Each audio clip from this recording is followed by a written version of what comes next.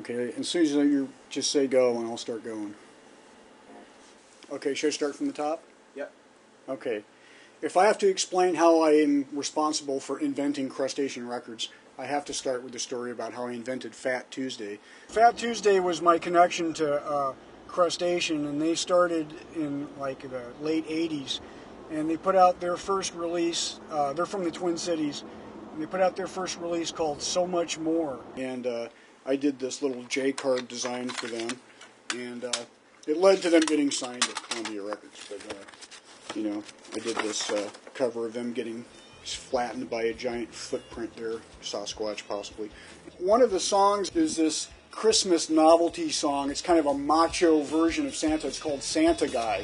And so one of the cartoons I did is this picture of a buff Santa. Crustacean Records was just getting started, and Chris Langkamp, the founder, they asked Andy Crowley, the singer of this band, if they wanted to appear on their first compilation CD. Kind of a crappy cover. I didn't do the cover to this one. But they made a sticker out of Santa Guy, and it says, limited edition with bonus track from Fat Tuesday. And there's this little cartoon of Santa Guy on there. This beautiful piece of artwork that led to the success of the company, all based on this little sticker here. Well, it was the beginning of their success. I went on and did another cover for two more covers for Fat Tuesday. Did a 45 record, and then I did their first LP that got signed. They got signed to Columbia Records. Later on, after they were putting their second record out, opted not to use my artwork. And then, of course, they failed, and this was their last record. And, you know, I hate to say that about Crustacean. They better hire me to do some more artwork while they're still around.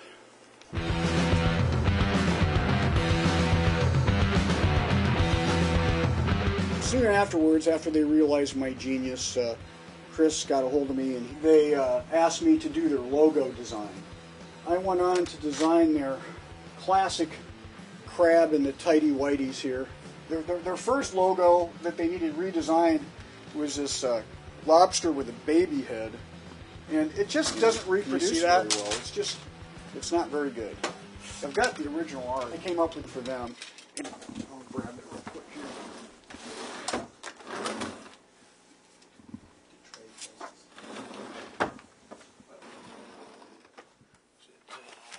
There's that one.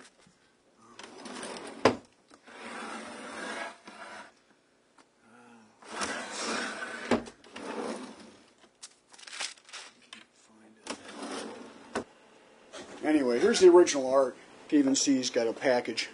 You know, if you look at the real logo, it doesn't have the capital C like that. I wound up changing that later. See, if they'd have stuck with that baby lobster logo, they would have failed years ago. But I saved them and invented them, reinvented them, and made them the monster powerhouse of rock and roll they are today. And it's because of me, right? Yeah. I gave them the street cred they deserve. Okay. Well, I don't know if they deserve it, but I did give it to them anyway. There's a lot of people around that have this thing tattooed on their chest just like Batman. Well, here's the real deal, the original art that started a revolution in rock and roll. Well, at least in Milwaukee, maybe. Maybe just a neighborhood in Milwaukee. Maybe just a block in... No, probably. Anyway, Crustomatic stuff, so this is the Crustomatic cover. That's my original pencil. Does that show up? Mm-hmm. And then from that, and I came up with this monster crab, kind of like a robot version of the logo. It's kind of this robot crab crustacean thing attacking the rock world and slicing everything up into bits. And, you know, each song in there is from a different band, so like snippets and stuff. But the secret track on this one was, at the end, was my band called the Blasted Boys. And we did a rip-off parody of Alice Cooper's I'm 18, and I don't know what I want. Everybody knows that song, but we did it as I'm 42, and I still live with my dad. And I actually have an album's worth of material with the Blasted Boys, and it's pretty crazy stuff. And it has something to do with Andy Crowley from Fat Tuesday, because he has a record label in Minneapolis now, and I think it's called Ear Illusion Records. Yes, I invented that record label, and I did their logo. Andy Crowley took all of our Blasted Boys recordings and remixed them. And he wants to put it out as a CD. We won't be ready to actually play in public for probably, I don't know. 3 million years. No, it'll probably be this summer. Yeah. No? We've already made enough mistakes today. Okay.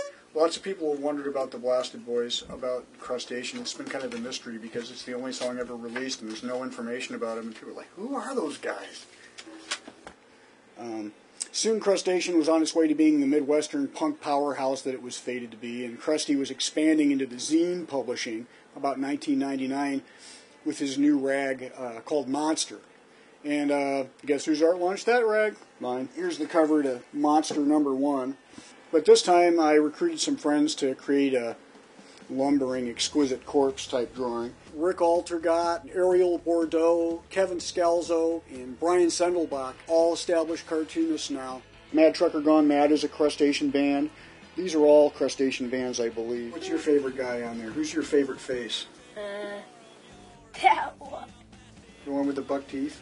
Yeah. Pretty cool. It's getting weird that you never seem to miss. I did another monster cover myself, and it was Frankenstein surfing on a tall wave, and I think that was Monster #4. And it was popular enough that shortly after that magazine came out, I got an email from a guy in Italy who had tattooed this monster cover on his entire back. But he's also added the Grim Reaper chasing him on another surfboard with looks like the Southern Cross on the bottom of his surfboard. And he's also got plans to add the creature from the Black Lagoon down here on the bottom. And then up here in the sky, he's got some other monster he was going to add. I can't remember what it was. Mothman? But that just says something about the influence of Crustacean Records and Monster Magazine.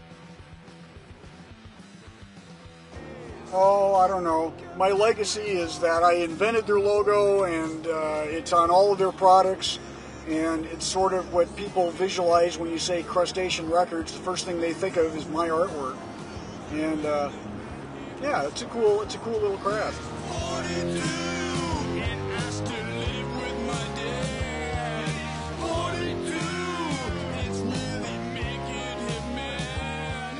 So, good luck, Crustacean Records. You guys owe me. Well, now that I've lended Crustacean in the early days all this street cred with all these wonderful visual artists and this awesome logo that still lives on today, I guess my job is done. Your image, your public image is all. I'll take credit for that. So, you're welcome. It's been 15, 20 years since I've invented that logo for them.